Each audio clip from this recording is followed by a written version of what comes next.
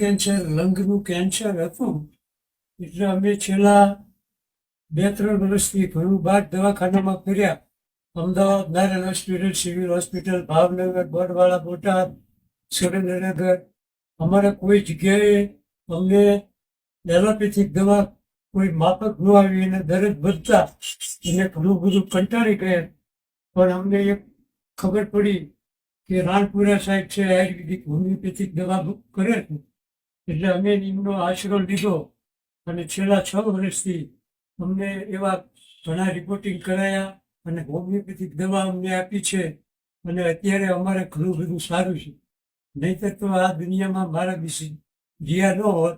અને હજી કોઈ પણ જાતની તકલીફ નથી. આ હોમિયોપેથિક દવાનો કોઈ પણ માણસોને જો જરૂર હોય તો અહીંયા ધંધુકા રાણપુર સાહેબના દવાખાના બસ સ્ટેન્ડ સામે હજી પણ કોઈ